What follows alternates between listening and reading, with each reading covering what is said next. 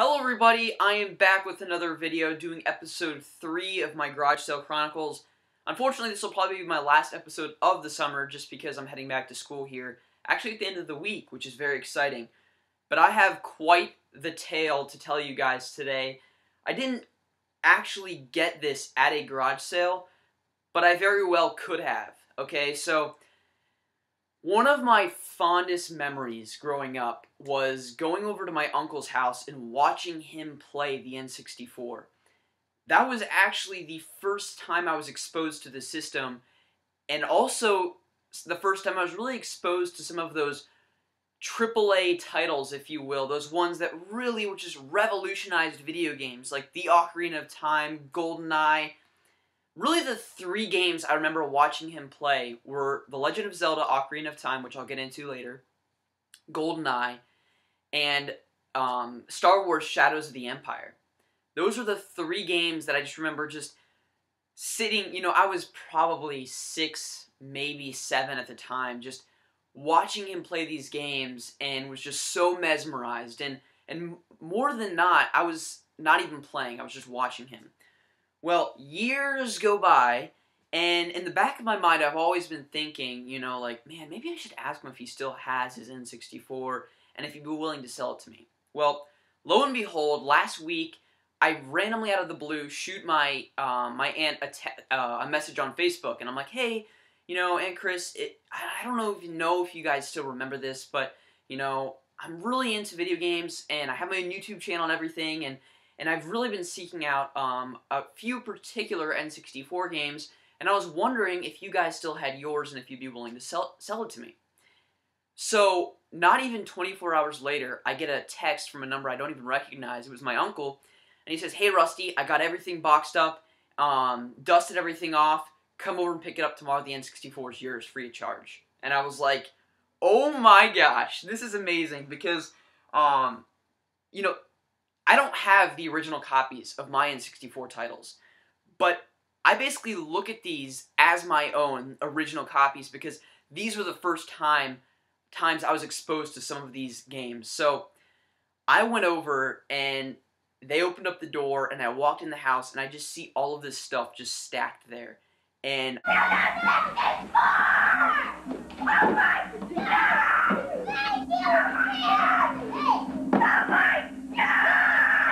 the first thing I want to show here is actually this standee that he actually has had for years that kind of showcases the N64. It's really nice. This thing actually comes up and the console's right here, so you can, insert your games and all of that. And your cords, they go out the back so you can plug that into your TV. And of course, all the controller ports are in the front there. So that's really handy. And under here, you can kind of store all of your controllers, and then in these bins, you can store all of your games. And what I guess I never really paid attention to was how well he kept the system and everything else, which you'll see here later on, which is unbelievable. I didn't expect any of this to be in as minty, fresh, and pristine condition as it was. It really just blew me away. So let's go ahead and I'll push that aside. One of the things that he did include was one of these. Super Smash Brothers was actually in this, which was really cool.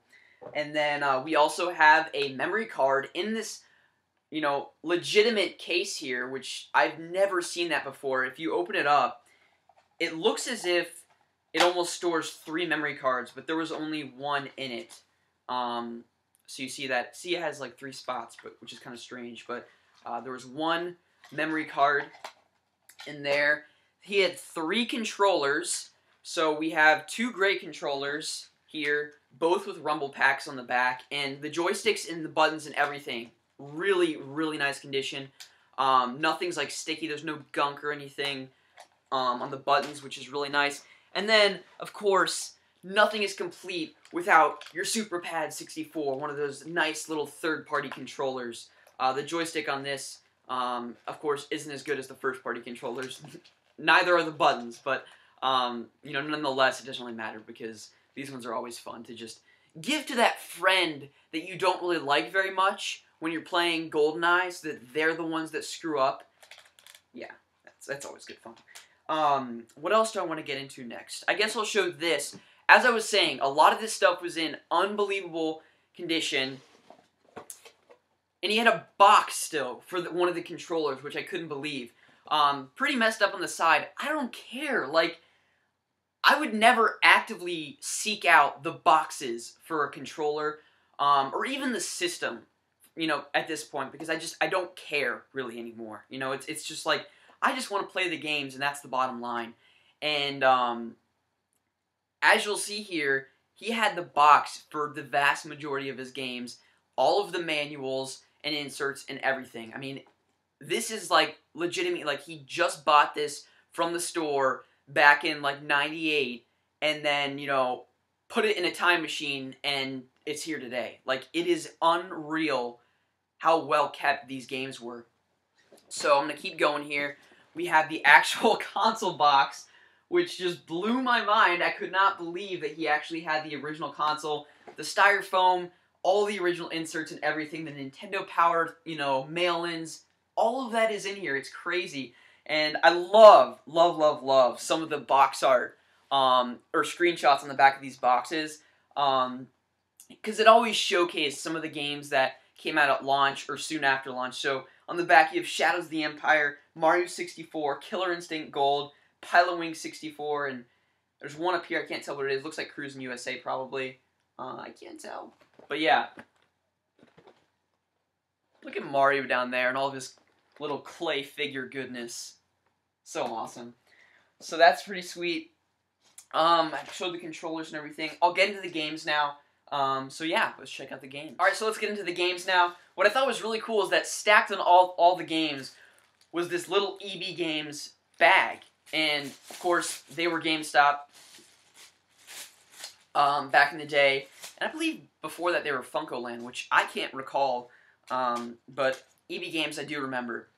Well, he had this little pre-played thing. I mean, this is like, you know, those generic Xbox 360 cases you can't stand? Well, this is what they had way back when for the N64 games that didn't have their original boxes. 100% guaranteed, you guys, that this thing works. And it had the original receipt, and it is dated December 31st, 2002. NFL Blitz for the Nintendo 64, one of my favorite sports titles of all time. $11.99. So I would never pay $11.99 for that game. I'd pay like $2 for that. But yeah, Cordell Stewart's on the front of that. An absolute arcade gem. Oh my gosh, so much fun playing that game with my buddies. I'm going to go ahead and I'll show all the carts first. So, again, in unbelievable condition, he kept all of the games in baggies. It's almost like OCD kind of weirdo things going on here. But what is this? Waylay Country Club True Golf Classics. This is probably not one I'm going to be playing anytime soon. Virtual Pool. We'll get into the better games as we move on. And I believe this game was actually in Chris, NES Complex's top 20 N64 games of all time. Press tie and axe.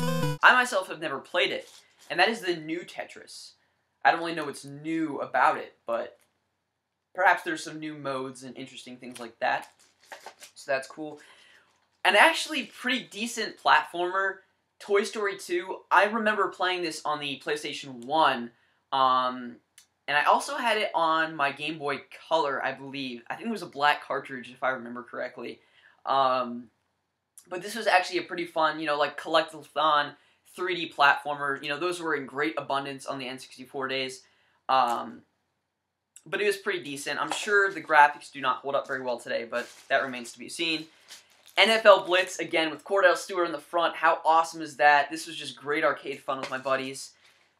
Shadows of the Empire. Again, one of the games that I just remember sitting there watching him play. Just so many awesome memories, you know, just watching him play that game. Of course, GoldenEye, N64, timeless classic. One of the games that I was really actively seeking out because I think this game is far superior to Mario Kart 64, and every sense of the word, I really do. Rare was just, what they did with the N64 back in the day is just never going to be replicated. I really don't think it will be. Just the the quantity of games that came out and the quality of those games so consistently being released was just really mind-boggling, especially by today's standards, because now it takes years and years of development and back just pushing out games, you know, right and left. And Diddy Kong Racing 64, one of my absolute favorite games of all time. I believe, actually, because I have an official top 10 games of all time, and I believe this is number 6. I love it that much. More so because of the memories I have playing with my dad and my sister, but really good stuff. Then we have what I believe to be the pinnacle of Mario sports titles, and that is Mario Tennis. This game is unbelievably good. I'm not even a big fan of tennis, but this game just does it so stinking well. And I don't really know what it is. It's super fast-paced. It's just like back and forth. You're just like constantly hitting the ball. A great roster of characters. And this is seriously some of the most fun you'll have either playing multiplayer with your friends or even just playing single player. Because there is just such a great roster of characters. And the games go by so quickly. It's just really great kind of arcadey, stupid fun. And I don't think that level of enjoyment has been replicated in a Mario sports title. Mario Golf on the Game Boy Advance came close for me, but this is really just holds the cake, I think. It is just so much fun, so I'm really, really happy to have that. And these last three, really last two, I guess I should say, are probably the ones I'm most excited to have, but Mario Party 3, I don't really actually have many memories playing this at all. I can probably count on one hand, actually, the number of times I've played Mario Party 3. It's Mario Party 2 where I have my fondest memories playing with my sister.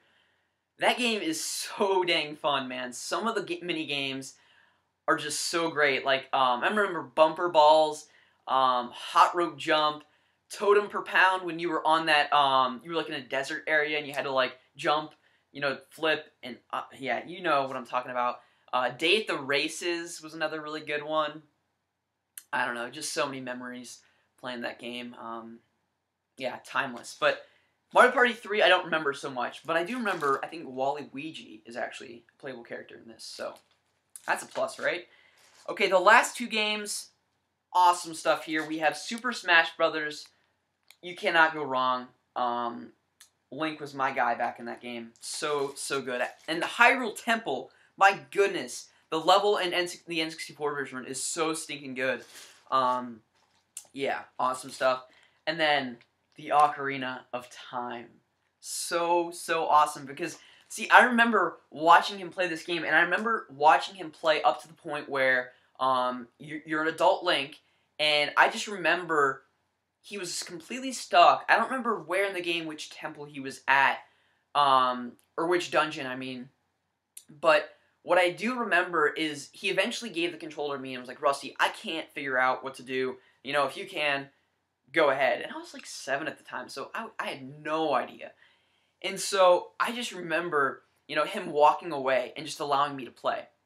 And I went to the Temple of Time as adult Link, and those weirdo zombie things were there. There was like an overcast in the sky. And of course, on the N64, it was extra dark and Vaseline-like because the graphics were so poor. And so it was just hauntingly creepy.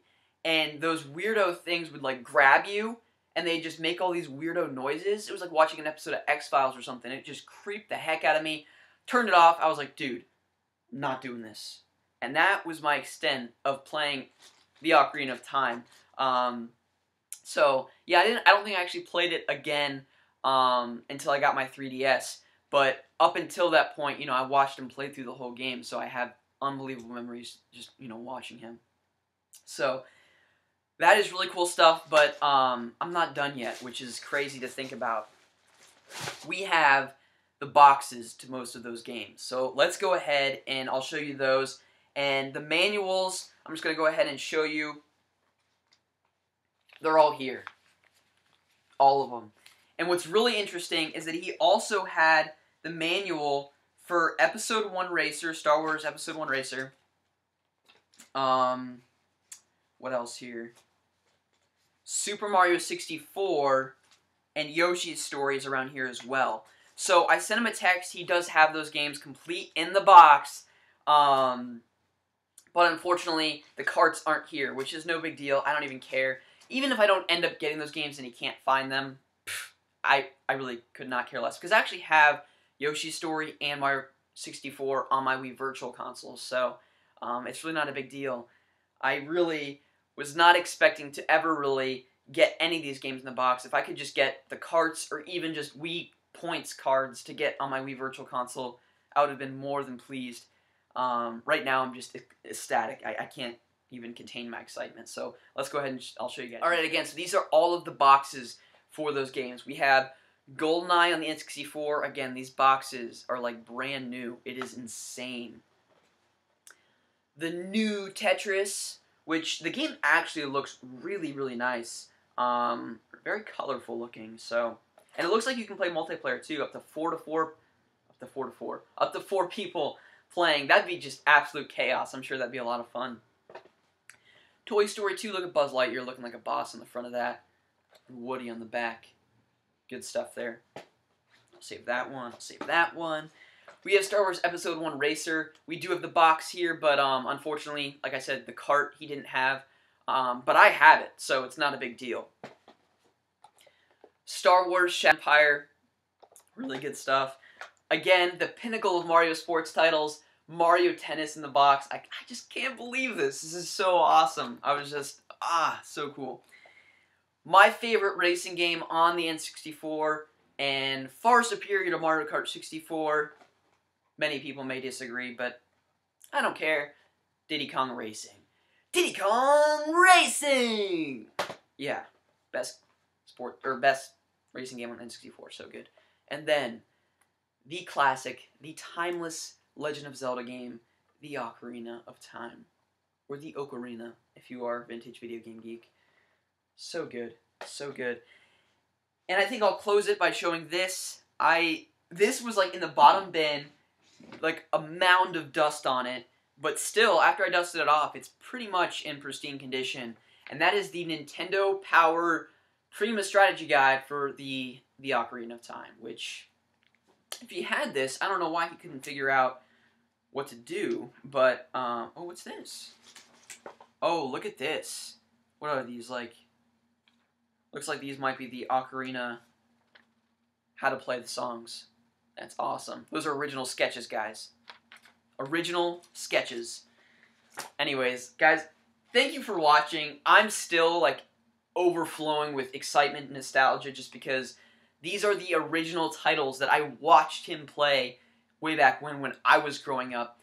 First, you know, being exposed to the N64 prior to owning the console myself. So this is so exciting, and I'm still debating on whether or not to bring some of these games to college with me. I previously planned to only bring my Wii and PS3, but we'll see.